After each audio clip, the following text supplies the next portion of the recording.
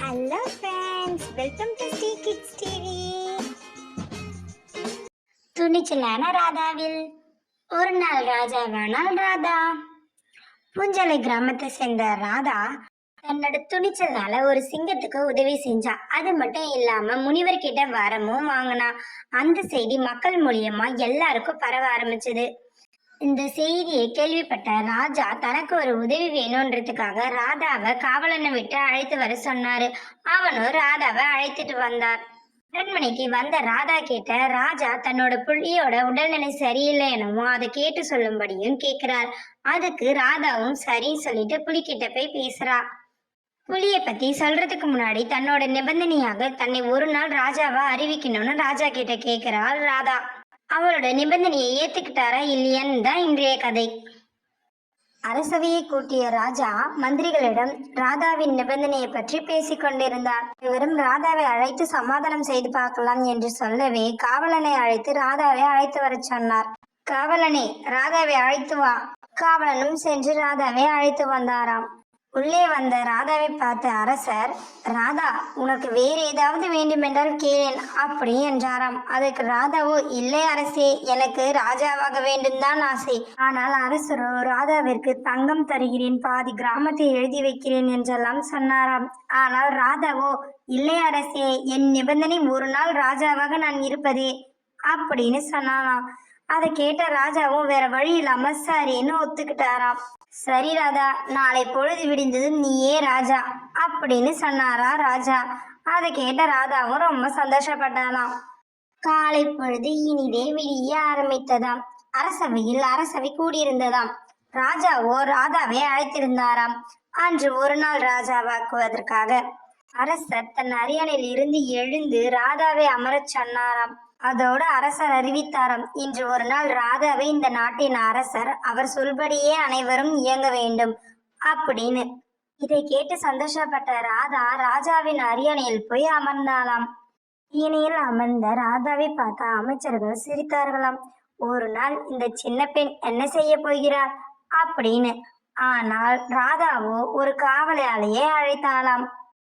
அமைச்சர்களும் எதற்கு இந்த பெண் காவலாளியை அழைக்கிறாள் என்று யோசித்துக் கொண்டே இருந்தார்களாம். ஆனால் ராதாவோ காவலாளியை அழைத்து இன்று ராஜாவை ஒரு நாள் இருட்டறையில் அடைத்து வைக்குமாறு சொன்னாராம்.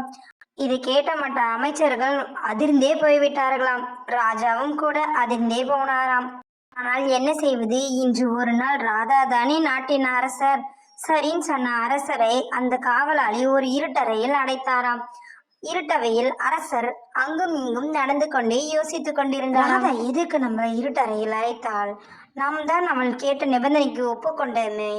அதுவும் இல்லாமல் அவளுக்கு தங்கம் தருவதாகவும் சொல்லியிருக்கோம். அப்புறம் எதுக்கு இப்படி பண்ணா அப்படின்னு யோசிச்சுட்டே இருந்தாரா ராஜா. ஒருவேளை ராதா விளையாட்டுத்தனமாக இப்படி செய்கிறாரோ, என்னவா இருக்கும் அப்படின்னு சொல்லிட்டு அந்த நாள் முழுவதும் ராஜா யோசிச்சுட்டே இருந்தாராம். ராஜா ஒரு முழு நாளையுமே அந்த இருட்டறையில் கழித்தாராம். இரவு பொழுது வந்ததாம். கொஞ்ச நேரத்திலே விடியவும் ஆரம்பித்து விட்டதாம். அரண்மனை மறுபடியும் கூடியதாம். அரண்மனையில் இருந்த அனைவரும் ராதாவை பழிக்க ஆரம்பித்தார்களாம். ஆனால் ராஜாவோ ராதாவிடம் பேச நினைத்தாராம். சொல் ராதா, உன் செயலில் ஏதோ ஒரு காரணம் உள்ளது என்று நான் நம்புகிறேன் அப்படின்னு சொன்னாரா அரசர். ஆமா ராஜா, இருக்கு. ஆனா அதுக்கு முதல்ல நீங்க பதில் சொல்லுங்க. நீங்க இருட்டறையில இருக்கும் போது எதை பத்தி யோசிச்சுட்டு இருந்தீங்க அப்படின்னு கேட்டாலாம். அதற்கு அரசரோ, நீ எதற்கு என்னை சிறையில் வைத்தாய் என்றே நான் யோசித்துக் கொண்டிருந்தேன் என்று பதில் சொன்னாராம். அதைத் தொடர்ந்து ராதாவோ, ராஜா, நீங்கள் ஒரு நாட்டின் அரசர், உங்களுக்கு எவ்வளோ கடமைகள் இருக்கு, நீங்க அதை பத்தி எதுவுமே யோசிக்கலையா அப்படின்னு கேட்டாலாம். நீ சொல்வதெல்லாம் உண்மைதான், எனக்கு 1000 கடமைகள் இருக்கிறது.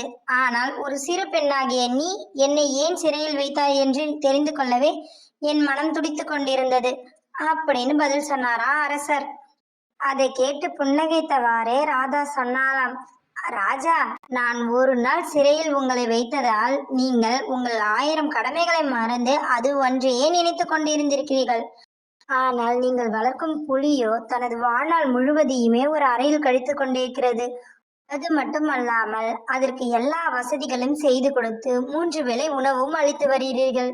அப்படி இருக்கும்போது அது எப்படி ஒரு புலியாக தன்னை பாவித்து வேட்டையாடும்? அதனால்தான் உங்கள் புலி வேட்டையாட மறுத்துள்ளது அப்படின்னு சொன்னானா ராதா.